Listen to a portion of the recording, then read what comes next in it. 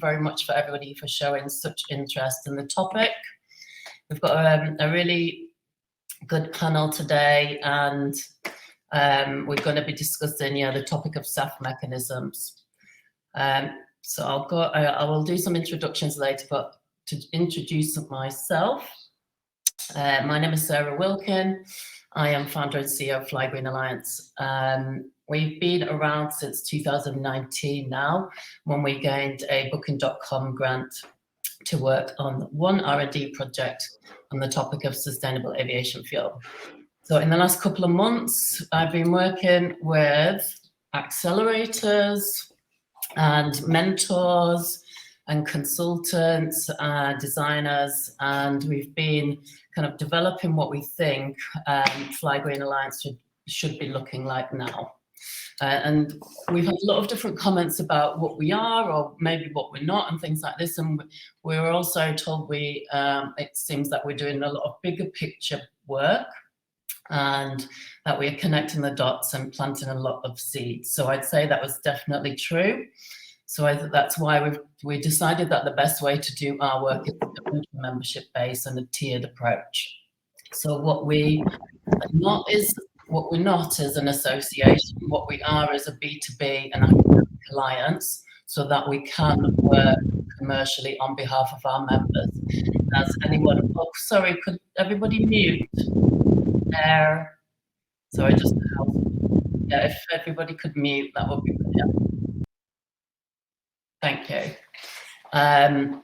So yeah, we've gone into a tiered approach so that we can really carry out our work, and as anybody that knows that works in kind of business and just kind of in general, that when you are working on behalf of a group, you've got much more leverage and negotiation opportunities. So we do really want to grow our kind of tier 1 membership so that we can really improve conditions, prices, we find solutions, and we get a lot of work, such as this topic today, out to as many people as possible. We want, tier 1 is really about education, and then as our members climb up the tiers, then it really gets into a lot more detailed work.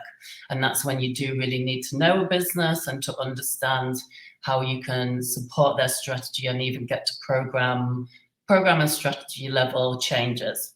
So this has been our approach now. This is our new approach, and this is how we are going to serve our clients and members this year. So it's really kind of a launch today of our new membership. So welcome to the meeting. I know, oh yeah, of course, I know as part of the work we've been doing other pieces of education and awareness building, such as our film. So we created a film last year called The Golden Bullet.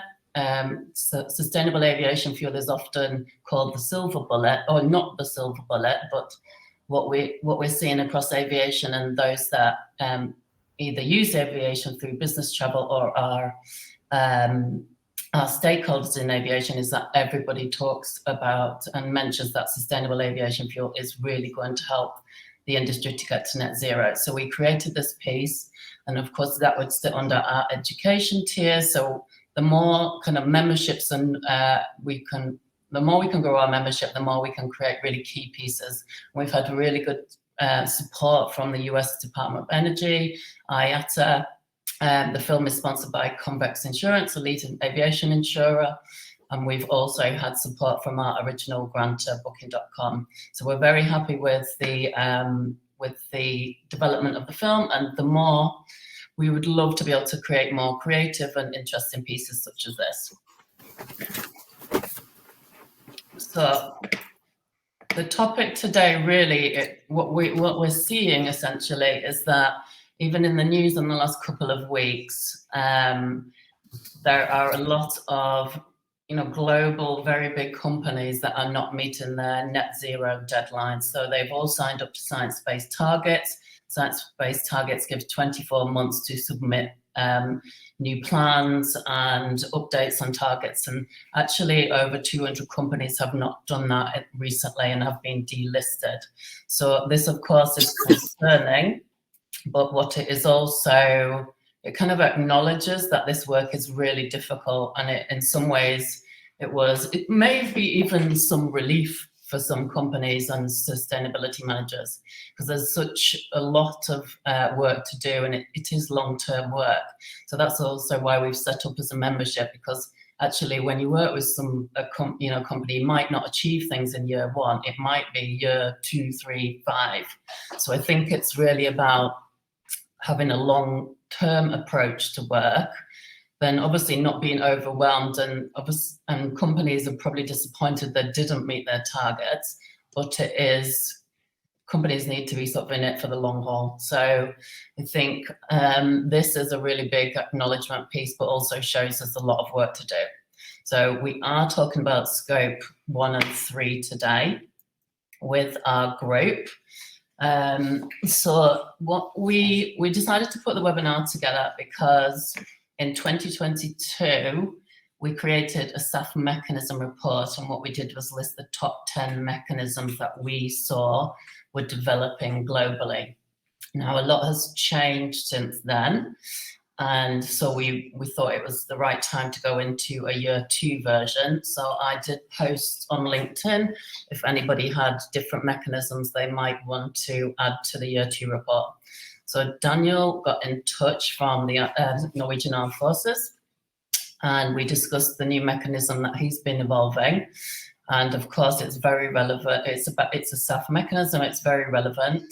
And yeah, I said we'd love to showcase it because it's a really great example.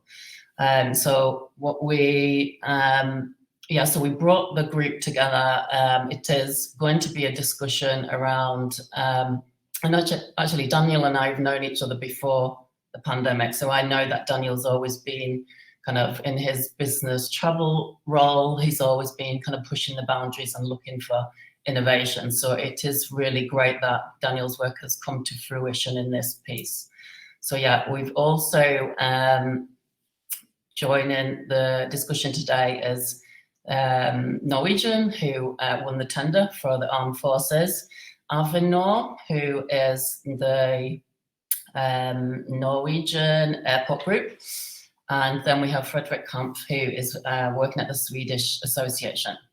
So our report, the aim of today and in general is to create another report. So any mechanisms you may want to follow up with, then please be in contact with us. And as you can see, we have a Norwegian focus today, so I'm flying the flag for Norway. So let me move on. So the approach we're going to take today is really kind of looking from an EU and regional level, and then we'll drill down into kind of the very specific mechanism at the Armed Forces. And as you saw on our slide, we've got, and I mentioned, we've got different stakeholders today. So I'm going to hand over to Fred to kind of give us some EU level points and discussions on SAF, and it would be great, Fred, if you could let us know your role and a little bit about what's the developments of SAF. Over to you. Absolutely. Thanks, Sarah. I hope you can hear me. Oh, great. You never know with these systems, but this seems to be working excellently. First of all, Sarah and Fly Green Alliance, thank you for having me. And congratulations on your film and report that I carry with me. Good work and important work. So my name is Fredrik Kampfe, and I will not take too much time from the, I think, more interesting presentations that we will hear later. But maybe I can give a bit of a frame around it. So I'm working as a Director of Industry Affairs at the Swedish Aviation Industry Group, which is a business organization for Swedish aviation industry. We have around 80 companies with probably around 7,000 employees in those companies. And there we see airlines, we have airports, air traffic control management units, etc. I'm also the chairman of European Helicopter Association from 1st of January, where we also have a big focus on sustainability and sustainable aviation fuel. well, generally speaking, I think few things are more important right now than for aviation than to get deeper knowledge into the world of SAF mechanisms. And this is why this initiative is so important. We know that the EU has set very clear SAF targets through the relevant Fit for 55 regulations. Refuel EU Aviation is the prominent regulation, of course, but we also see that in the emissions trading system and the turn of that system into much harder, or let's say more concrete system in the future, where also we will have to count non-CO2 emissions into that system. So we know from the industry that it's going to be a rough and tough journey towards, well, net zero certainly, but to reach the 70% SAF mandate in refuel EU aviation by 2050 with a minimum of 35% synthetic sustainable aviation fuel. But this is our task now. We have to solve this puzzle together. And I like to talk to the Swedish audience, politicians, that this is not just a task for aviation, it's a societal task. And it's the same way as it's a societal commitment, because these are democratic procedures that have resulted in legislation in the EU. We also have national legislation that I will come back to. And this is parallel and part of the transition for the society to reach our emissions reduction goals, and of course then ultimately our climate goals. So it's no small thing, but it's a very important thing, and it's a shared journey, I think. And I can also say that within the Swedish aviation industry group, we are part of a bigger group, which is called the Swedish, since I have the right name in English, Confederation of Transport Enterprises. So we also have the other transport modes in our group. So we see that this is, of course, a challenge for the other transport modes as well. Each mode has its own problems, but many issues are shared. Many challenges are shared. So at the same time as we have the EU goals now, we have some national SAF mandates or SAF rules, for example, in Sweden and Norway. And if I take the Swedish example, we have the sort of nationalized this, and this came before the European rules. And the Swedish mandate has resulted today in a reduction duty of 3.5% from 1st of January 24. And this went up from 2.6 the year before. Now, this exposes the Swedish market to additional pressures, certainly additional cost for the industry as such, but also confronts us with the situation that we are on the common market. And we have to handle these things in a common market. And with EU rules, we have to see how the national rules will socialize with EU rules. The Authority of Energy here in Sweden came with a report where it recommended Sweden to gradually reduce the reduction duty down to zero to meet then the reduction or the targets of the refuel EU aviation regulation. One reason was simply that there will simply not be enough SAF for some time to fulfill both mandates. And at the same time, we have in some other countries also SAF reduction mandates or blending in mandates, depending on how the politicians have decided to do it.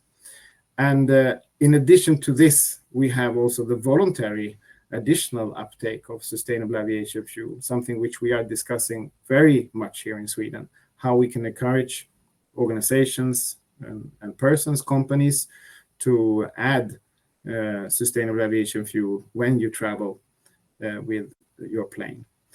So I think we would all agree that those are very important issues. And this last part of the puzzle, the voluntary or additional SAF volume above, in front of the mandate, the legal mandate, is also very important to reduce emissions now on a system base, but also to speed up the SAF production capacity to show that there is a market already today, and it's a good market. So to make this more attractive, to companies, we have a lot of discussions in Sweden. There's a number of voluntary mechanisms already to do this, but we don't see an avalanche of interest. And one element that we often come across, and I suppose that many of us who are working with this come across this, is that they don't know exactly how this will be counted in their emissions reporting. And we have to clarify this. This is absolutely crucial for this journey to be successful. And again, that's why I think this discussion is so important, and it will be followed by many other discussions and reports, I'm sure. Yeah. So this is why I look forward to this meeting and this discussion. And I can also say that Wednesday, I will be in Gothenburg, where the company ST1 will actually open the first bio-RAF, where also sustainable aviation fuel will finally drop down in a canister. So finally, we will have domestic production of sustainable aviation fuel in Sweden. Thank you very much, Sarah. Over to you. Thank you, Fred. So actually, we can discuss that later when we'll go through. Thank you very much. It sets the scene of kind of, there is a lot of obviously different aspects of sustainable aviation fuel. And as Fred mentioned, it's of course there are mandates, there is EU policy, and that gets, it's very complicated. And obviously there's a lot of work involved and long-term work. What we want to do is make the topic much more accessible, and then just kind of, as I mentioned before, drill down onto business level. As Fred rightly said, more scope 3 is needed, and that is from the voluntary market, essentially a business travel buyer. So that's why I think it is important to know the kind of different aspects and stakeholders in this conversation, and kind of what your role can be. And so I'm now going to hand over to Daniel, because his role is very big at business level, and he's come up with it was a radical approach for the armed forces. His approach also required sign off from the Ministry of Defence and the Ministry of Climate. So it really did have to go to a kind of high level to get accepted, and it's a really it's a good one to discuss and showcase today. So Daniel, I'll hand over to you. Thank you very much, and thank you all for joining.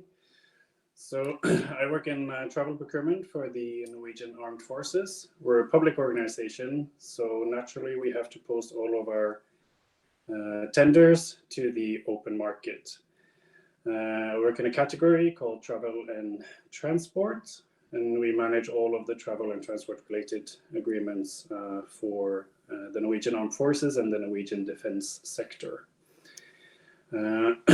Our baseline for this tender was a frame agreement with primarily one airline covering our most used routes in the Nordics. It amounts to approximately 130 million euros, depending on defense spending in the years to come, which is expected to rise, so it could be more than that. We do purchase about 300,000 tickets a year, and the vast majority of them are within Norway, and we expect to see an increase to the other Nordic countries as a result of Sweden and Finland's inclusion into NATO. Can head off, Sarah. So I'm just going to jump straight into the results, and then I get back to how we achieve this. So in this public tender, we have to evaluate the work criteria, and we were able to, for the first time, spend 30% of those award criteria on sustainability, and that was on a extra blend-in of SAF. So what that resulted in, based on the statistic and the numbers that we put forth into tender, is approximately 4 million liters of SAF over 4 years and a 10,000 tons reduced CO2.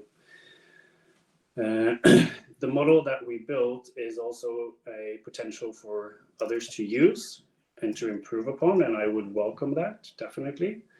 Sarah, if you pop one back, please.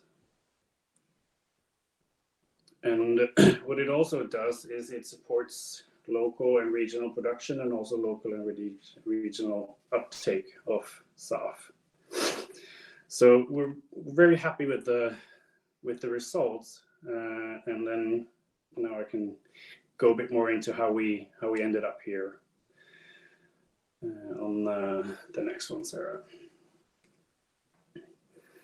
So we set out this process fairly early. This was a 6 to 9 month process from the start of the tender to when we signed the contract. We had a clear objective. We wanted to use sustainability as a substantial amount of the award criteria for the tender. So there was a clear objective to find actual models that we can use that are not just, pushing papers or putting in requirements that any airline would fulfill anyway. So we wanted something that we could actually put towards our scope 3. There was an acceptance of risk. We quickly found out that we will be doing something that, at least regionally here, has not been done before, and to my knowledge, not elsewhere either. But I would hope to be corrected if that's the case. And it was driven by a want to get an actual result that we can put numbers on. That meant a lot of involvement and a lot of time spent with the industry, so with the airlines, with Avinor, who runs most of the airports in Norway, with the industry organizations. We had dialogue with an environmental NGO, and Sarah mentioned also our Ministry of Defense and Ministry of Climate. We're lucky as well. We have the Norwegian Defense Research Institute as well to help us. So that was a good additional assistance in this process. In this process, we looked at how to build the actual model for evaluation, but we also had to look at how can we build the reporting on this? How can we know that this is certified? How can we follow from production to delivery? And also building the sanctions plan. So the reporting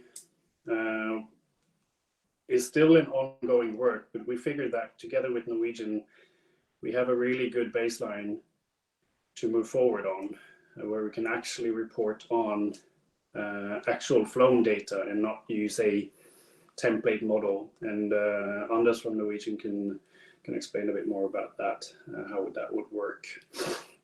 And one of the concerns the Ministry of Climate had was fraud in all of this. Fraud with SAF being counted double and certifications being forged, and we knew that was a risk, and it's always going to be a risk, but we were able to mitigate the risk as much as possible.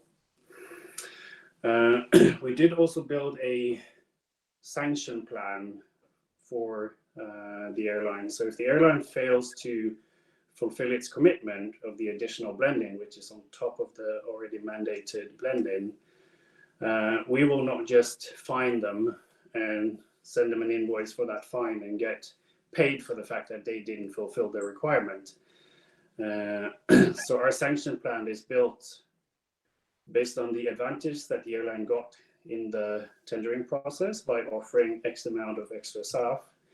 That same amount will be used to calculate a fine, but that fine will be then used to buy SAF. So we're still making sure that the fulfillment is reached. If it's not reached within the 4-year tender period, it will be reached within 6 months after the tender has expired. Yeah, and to add there, Daniel, so that means anyone that is calculating scope 3, there is a risk that if it is not delivered, then the accounting and reporting that has taken place basically has to be redone. It then has to be recalculated, and it's a complex process. So what this aspect of the contract essentially is doing is making sure that the scope 3 is still delivered. Even if it's late, it can still be accounted for and then kind of factored into a late delivery, but still within the scope 3. Yeah. So, and what it also does is that it prevents any supplier from buying their way out of fulfilling the sustainability requirement that we put forth, which unfortunately we've seen in other cases. So the actual model that was used, all of the prices that the airline put forward for the tickets were calculated into one evaluation price. Then the airline offered or committed to a percentage of increased blend-in on top of the mandate, and that percentage was then deducted from their evaluation price. So that was reduced by the same percentage. And that new number accounted for 30% of the award criteria in the tender. And on this tender for this route package, we received two offers. And with that 30% sustainability award criteria, sustainability, had this gone to a neck and neck competition, the sustainability would be what made Norwegian win. So we can definitely say that Norwegian won based on their commitment in to increase blend-in in this tender. and Daniel, so that's a good result too. Yeah, that is a good result. And to add, the 30%, as you are a government organisation, you understood that the 30% weighting was going to be nationalised. Do you want to go into that a little bit more? Yeah.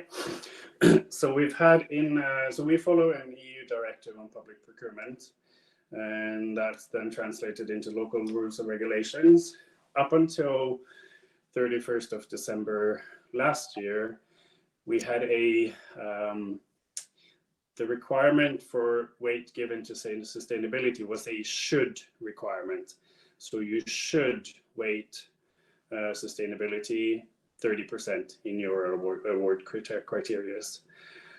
We wanted to do this, and we knew that as of January 1st this year, these regulations would change. So it would change from should to you shall. So, and this tender was finalized last year. So we were ahead of that. And unfortunately, we know that a lot of public procurement organizations in Norway were hurried to release their tenders before 31st of December so that they would not have to explain why they didn't weight 30%. So yeah, we were slightly ahead of the regulations on that one. That's right. Yeah. Yeah, so it's a greener procurement approach in general, and you obviously, as we know, regulations are going to be changing. But so actually, probably bringing Anders into the conversation, you then put out a tender and contracted that, your agreement was a 4-year process. Do you want to go into it, actually, Daniel? Yeah. So one of the feedbacks that we got from the industry when we had our dialogue with the industry before we built the tender was that, okay, there's a massive swing in price and supply of SAF. So if we required them to fulfill the percentage blend-in every year, so like, okay, with every calendar year you have to have fulfilled the requirement, then that meant that they would have to price in a substantial risk. So what we did was that we said, okay, you have the full 4 years of the tender period to fulfill this requirement. So if you underperform 1 year, you have to overperform the other years.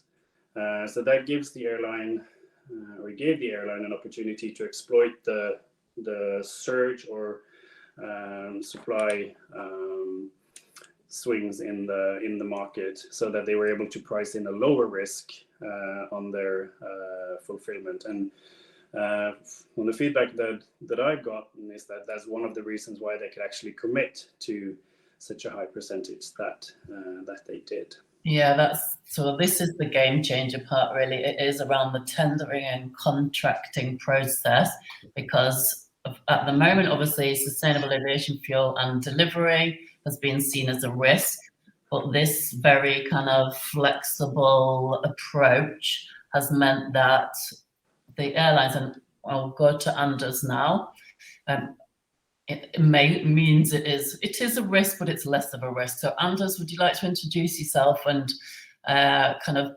discuss why you found this process interesting, why you were happy to take that level of risk, and kind of explain why it was an interesting opportunity for Norwegian to commit to this aggregator pilot approach to buying SAF and delivering business travel solutions?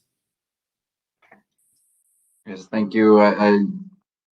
The image stopped a little bit there, but can you all hear me? Well, yeah, can hear you. All right, good. Well, thank you, and thank you for inviting us to this webinar. My name is Anders. I'm VP Sustainability at Norwegian. I've been with the company since September 2019. In charge of sustainability briefly for an airline, and for Norwegian, that means that we here from the head office in Oslo, we have sort of three levers that we can pull. The first one is how we fly our aircraft, so what kind of operational efficiency we do. The second is what type of aircraft do we fly, so we make sure to stay on the most modern and fuel efficient fleet. In Norwegian, we've had a history of 20 years of that. And finally, is what we fill on our tanks, which is what we discuss here. We've set ourselves quite ambitious target. I think it was interesting you mentioned the Science-Based Targets Initiative. We have not set ourselves a science-based target under that initiative, but what we've said is that the IPCC report from 2018, it says we need to go from down 45% from 2010 to 2030, and that's the target. So we're looking at about 5% operational efficiency, 16 to 17% from fleet renewal. We're renewing the entire fleet now, and then the last 20%, or everything from 16 to 20%, needs to be taken back. Sorry, Anders, I'm just going to interrupt. Could somebody mute there? Go on mute, because I think I can hear some background noise. I think somebody's just joined that is not on mute. Could you just all check that you're on mute? Sorry, I don't want to. Right. And so when we look at that, so if we look at up to 20% blend, and we look at the SAF mandate in the EU in 2030, there's a discrepancy there of 14 percentage points, right?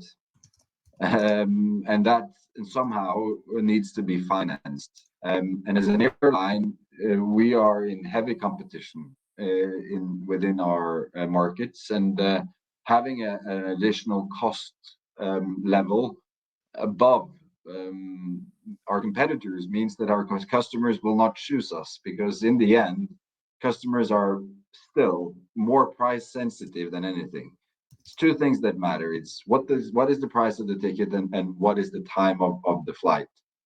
Sustainability is affecting some choice and some customers, but there is no real willingness to pay extra among the vast majority of leisure customers, and we're seeing an uptick in corporate, but not so much. So when Daniel and the Norwegian Defense came to us and said, we're interested in a tender process where you get points and credit for sustainability, that was something that we found very interesting. Also because they represent one of the largest, if not the largest customer in Norwegian aviation. And that by that, they have an extraordinary abilities to set the standard.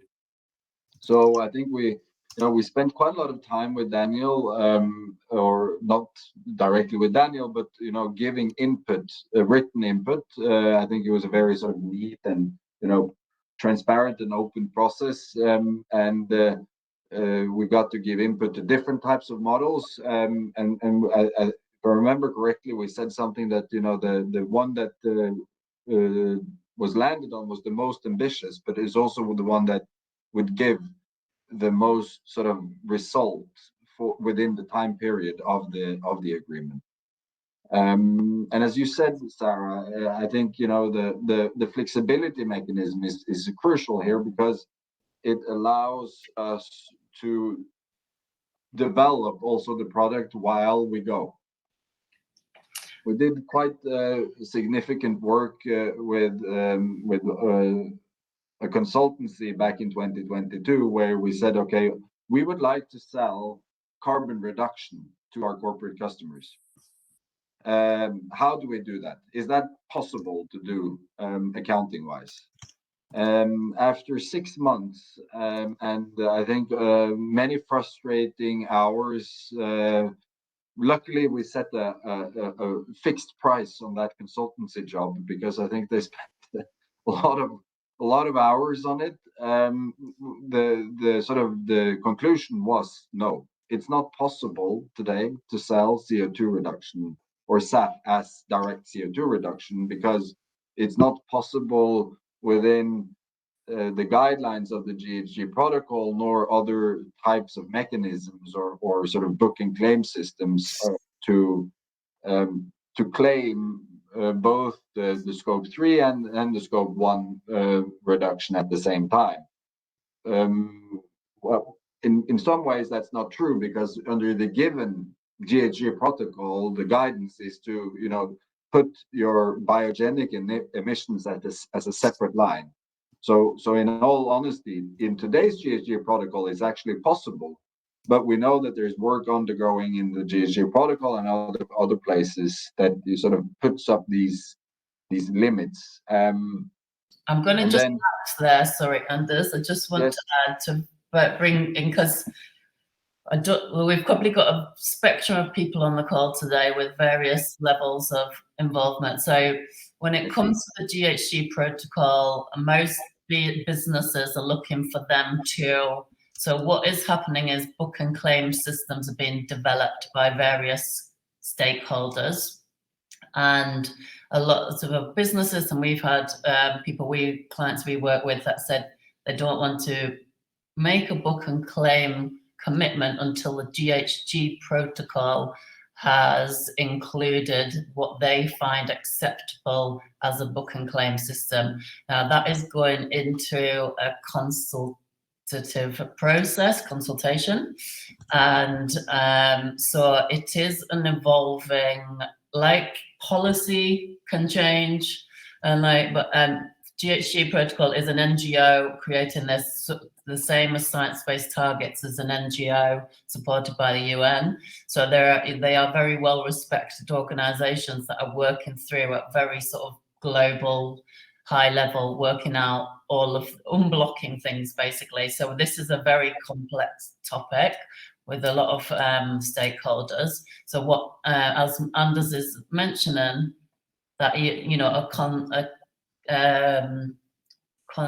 consultant back then has found, there are challenges basically, but what has been developed in this way is an approach that is so flexible that it doesn't go against any of the current rules, but it's open enough to make some rules that can be contracted and put into a tender so that the process is moving along. And I think that's what that is the main also point of today, is that it is a way to move along. And as Anders rightly says, it was a way that Norwegian could work out how to deliver the 30%, the sustainable approach and CO2 reduction. But as Daniel has mentioned, there were various models and criteria. Actually, Daniel, do you want to add at this point? You said sorry to interrupt, Anders, but I just realized, Daniel, you went through various models and criteria with, I know, Anders and Norwegian. Do you want to kind of explain how you, and then Anders, if we could go back to you afterwards to continue your discussions as well. Yeah, so we had our initial rounds of dialogue with the industry, with the NGO, with the research institute, and then we looked at what are our options, what do we want to achieve, and can we build some models to reflect that. And we built in total 3 models that, as Anders mentioned, they had a different level of ambition and impact. And I'm happy that we ended up with the one that had the highest ambition and the highest potential impact as well. The other ones were mostly based on a more of a, a strategic approach to reduction of CO2 emissions per passenger kilometer, but it was much less concrete than the one that we actually ended up on.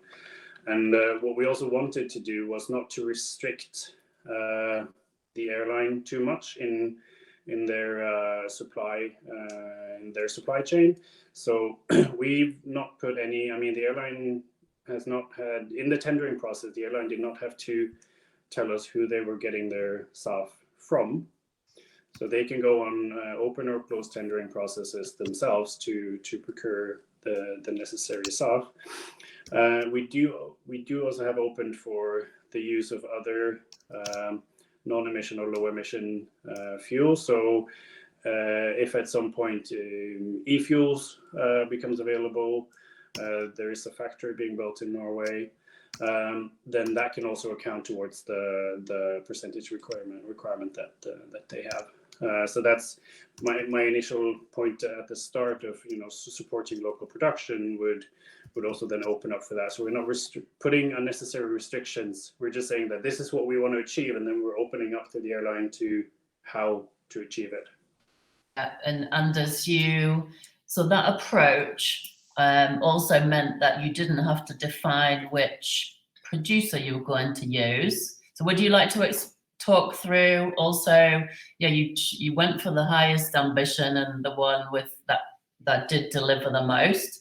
So what did that mean in literal terms for Norwegian? And as I mentioned, the which suppliers you can or will use?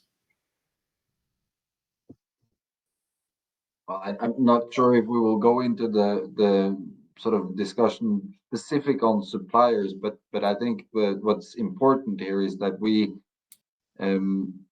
we're not left in sort of a negotiation position where we have to purchase the volumes at certain price conditions and with certain deliveries times. We know that the market and the supply is very short. It was at the moment.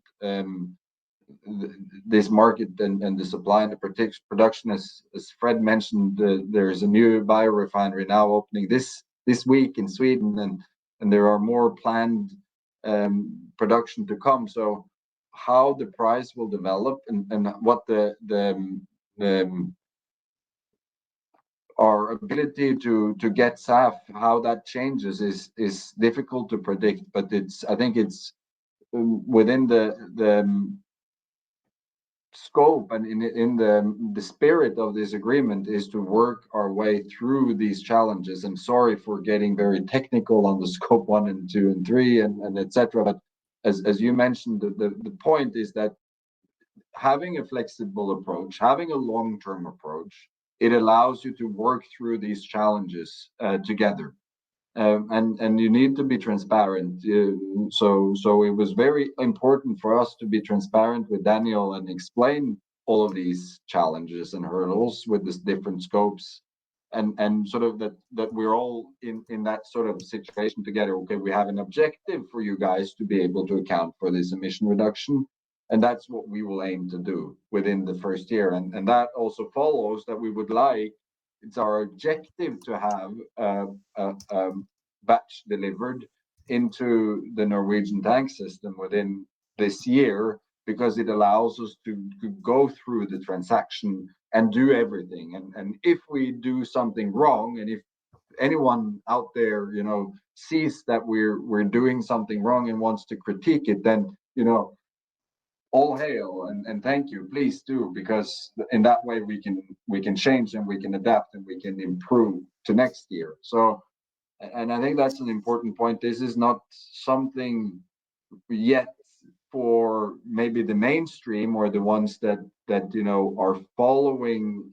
I guess now Daniel have gone up and sort of shown the way it can be done. But I think you need to be prepared that you will probably find some hurdles along the way, and also set aside some time to work your way through them.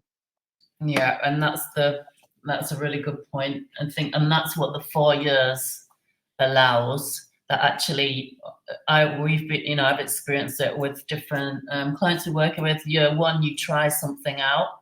Actually, it's not logistically possible. You might not have enough investment. Just the team might not be there. Everything might take some time. Maybe year two, you get something in place, and then you're literally pushing through the barriers and unblocking the blockers. So I think it is a really interesting approach. It's obviously it's credit to Norwegian and the Armed Forces for going ahead with this approach, because obviously there's all the new carbon neutral laws, and we've seen that unfortunately KLM have got into, they have been innovators, and unfortunately the wording and the way things came out had to be corrected and things like that. So in some ways, people are pushing forward, and it does get criticised, and then legislation may come. But it is important to keep doing this, and I think that's the point. Maybe people are, I'm sure KLM have learned a lot of lessons, as has the aviation industry in general, from this case. So once the bar is set, and obviously this is a different approach. This is a pilot, as the consultants working with Anderson Norwegian rightly said. You can't say this isn't right. It is about pointing out what isn't accurate at the time, but it is an evolving topic. So a lot of credit goes to both the team for moving this through, and actually doing this within 6 to 9 months is quick. Is that how long it took, Daniel? It was, obviously it's some time, but actually that's good to get senior sign off. Yeah, we. In total, from we started, so the entire procurement, the entire tendering process took 9 months, and then I'd say at least 6 months of those we were occupied with a lot of sustainability issues. And I just want to mention as well that this we've mentioned the Ministry of Defense and Ministry of Climate, but the Ministry of Transport in Norway has also been keen to showcase the model for the purpose of opening it up to other views and criticisms, so that it can actually be improved upon. So they brought it to Dubai for the IATA Alternative Fuels Conference as a part of their information package, and they also brought it to an IATA workshop in Montreal. So I mean, we've been so open about how we've done this that, I'm opening up myself up to criticism, and we're opening Norwegian up to criticism, but we want this to be something that can be improved upon, and if it can be used by others, then that's a good thing. At least it builds a platform to build off on.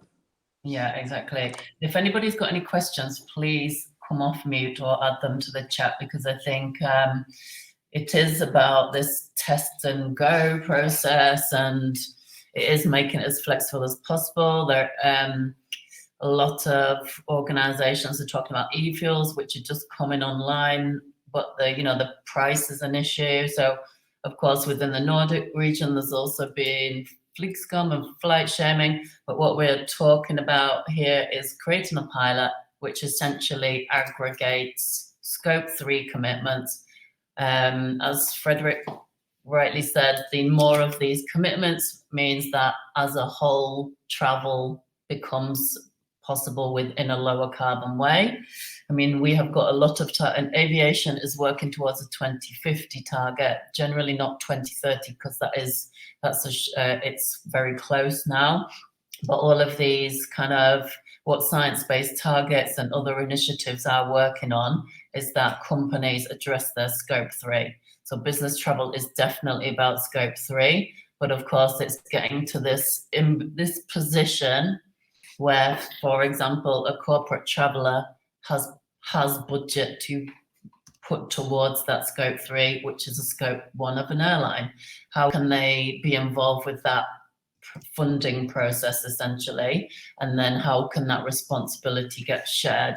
So I think there's a lot of obviously it's a lot of development, and if anyone, Philippe, please have any. If you've got any comments, please do. I can just add just a short point as well. That one of the things that we also wanted to do is to take the decision away from the travel booker and the traveler. So this additional blend-in is included on our corporate fares with Norwegian without the actual traveler or travel booker having to do anything. So we've taken that, I mean, that's a positive and a negative, but we're taking that decision away from them so that, okay, we've made an organizational decision to pay for this. So you cannot, not pay for it. We've also, we're also using the fact that we have an additional blend-in on our corporate fares to build loyalty towards our preferred supplier. So we're actively saying in our communication around this agreement that we're not saying the more you travel, because we want to reduce travel, but we say when you travel, you should use the preferred airline. And when you do, if you're loyal to that, that actually reduces our scope 3. We're not using the term scope 3 internally for them, but yeah. Yeah, so it's you're incentivizing basically the carbon reduction with various initiatives. So actually that leads on to a question from Claire. What has been the response of travellers? We've actually not had too much direct response to that from our own travellers. We've had more interest from, I'd say, media and other organizations who wants to know more about the model itself. But that also means that there hasn't been any negative feedback on it. And I think one point I should make as well is that we knew that the overall price level would be higher even without using this 30% sustainability criteria because of inflation, war, scarcity, whatever. We knew that the price level was going to be higher, and we've actively communicated that before as well. And I think that was one of the ways we were also able to get our senior management on board, was that, okay, it will be more expensive anyway. So that the actual discussion moved away from, okay, how much more expensive will it be if we do this SAF solution? Yeah, so you already foresaw that as in the kind of conversation. It's kind of, it's the managing expectations aspect of it, and then taking an organizational stance. So I think that is also really interesting, because as Anders rightly mentioned, generally at the booking engine level, a traveller will always individually choose the cheaper option. So if you are then taking it up to a next level where actually that option is already included in that, percentage of SAF, then people don't have to consciously make a decision there. It's already, and the incentivization is then having a different, it's a different approach. So thank you. We're coming towards the end. Has anybody got additional questions? Fred, if you've got any comments you want to make to us, because I know you mentioned, this is one pilot, one mechanism. Much more is required. Many more required. This can form an aggregator. For example, if the armed forces, then X amount of companies want to also try this approach, which actually, if people are interested in discussing this, please get in contact, and then I will put you in touch with Daniel, because the armed forces wish to be available so people can replicate this mechanism. If anyone's got any final comments, feel free. I can just add, Sarah, that I find this extremely promising. I think this approach should be really looked at from other angles as well, and from other users of the system. And I hope that, for example, this can charm the Swedish Armed Forces. I don't know if you have discussions there already, but I hope that they would see this as an attractive solution. The whole issue has also to do with national, well, not really sovereignty, but at least ability to have sufficient energy for different needs and different situations. And that's why also I see that the initiative from the Norwegian side here is really interesting, and I think it should inspire others. But thanks a lot for a very interesting discussion, and I'm happy to follow up as well, Sarah, whenever. Thank you. Thanks for joining today and contributing. So we're coming to a close. I just want to kind of finish with a slide. Sorry. There's one hand up. Oh, please come off mute. Yeah, it was just me again. I just last some final comments from me as well. Is that for us, there was a question of feedback from travelers. There have been one particular question or feedback that was given, but that was before this actual tender process, but I want to mention it anyway. It was a feedback saying that we as the armed forces should not spend a lot of time on sustainability. Our objective is security, safety, operational capabilities. That's our prime objective.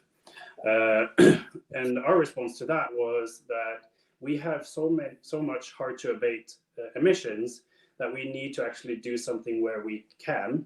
And also, this is a supply security issue as well. If we can differentiate on on our supply chains, getting various fuels, because eventually these fuels can also be used on our operational material. So on the last note is that we need more people to actually want to join the armed forces and working here. And if a younger generation sees that we're not doing anything, then they're not gonna want to come anyway. So it's just some final thoughts there as well. It's very well, and as a governmental organisation with commitment, sustainability commitments, it of course makes sense that armed forces, just as any other organisation, governmental organisation, makes commitments as well. So I think it's great to have the leadership that you've brought to the armed forces. It's really great to have the innovation and that there's been flexibility to go ahead. So as I mentioned, we have got other webinars coming up. Decentralized finance for green bonds and energy in June. We'll be developing more as the year goes on as part of our tier 1 education. If we've had various, we've got our reports, and hopefully we'll make more films and documentaries. So if you are interested in working on your scope 3, getting closer to net zero, then please get in contact with us. And if you'd like to discuss today's webinar further, that's my email address is sarah@flygreenalliance.org. So thank you very much. see you next time, hopefully. And thanks for joining today.